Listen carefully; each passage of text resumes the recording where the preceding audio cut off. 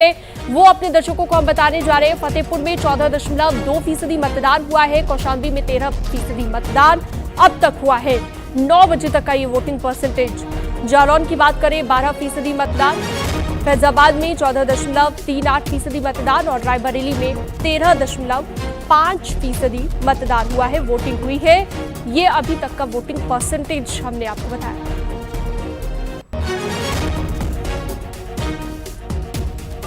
तो लगातार हमारे साथ गेस्ट जुड़े हुए हैं और उनसे चर्चा हम इसी बात को लेकर कर रहे थे कि वोटिंग परसेंटेज अगर ज्यादा बढ़ता है तो ये किसके पक्ष में जा सकता है और वोटिंग परसेंटेज कम रहता है तो किसके पक्ष में जा सकता है। आलोक अवस्थी जी हमारे साथ जुड़े हुए हैं, भारतीय जनता पार्टी के प्रवक्ता। आलोक जी, कहा जा रहा है कि अगर वोटिंग ज्यादा होगी तो आपके पक्ष में ये है, लेकिन कई बार मैंने जैसा पहले भी जिक्र किया कि एंटी इनकम्बेंसी की स्थिति हो तब भी लोग वोट ज्यादा करते हैं।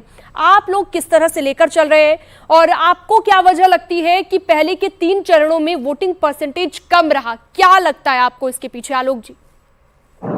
देखिए, भारतीय जनता पार्टी वोटरों को लेकर आश्वस्त है कि जो भी वोट पड़ रहा है भारतीय जनता पार्टी के पक्ष में पड़ रहा है।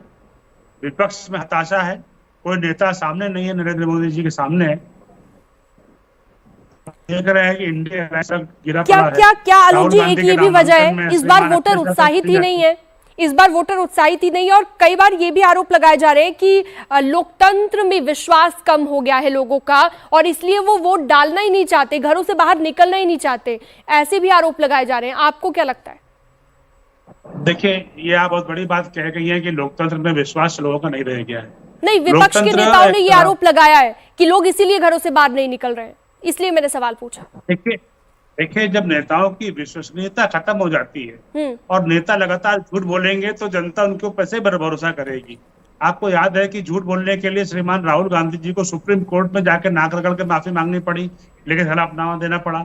अखिलेश यादव जी नित्य नए बयान देते हैं, बाद में उन बयानों का कोई अस्तित्व नहीं रहता है, जो कि झूठ बोल देते हैं। तो नरेंद्र मोदी जी के नेतृत्व में देश आगे बढ़ रहा है। आज विश्व की 5वीं बड़ी अर्थव्यवस्था बना है। आज मोबाइल उत्पादन में दूसरा स्थान मिला है। हम लगातार गरीब कल्याण की योजनाओं को लेकर के जनता के बीच में, साथ ही डिफेंस सेक्टर को हमने मजबूत किया है। आज 1 लाख करोड़ से अधिक का डिफेंस प्रोडक्शन भारत कर रहा है। पहले भारत आयात करता था डिफेंस का, आज भारत निर्यात करने लगा है। ये एक बहुत बड़ी बात है। भारत का आर्थिक क्षेत्र मजबूत हो रहा है। युवाओं का भविष्य जो है मोदी जी के नेतृत्व में सुरक्षित है। आज बिल्कुल, युवाओं का भविष्य सुरक्षित है मोदी जी के नेतृत्व में, ये आपका कहना है। और आपको लगता है कि अगर वोटिंग परसेंटेज बढ़ता है, कम होता है, इसका फायदा भारतीय जनता पार्टी को मिलेगा।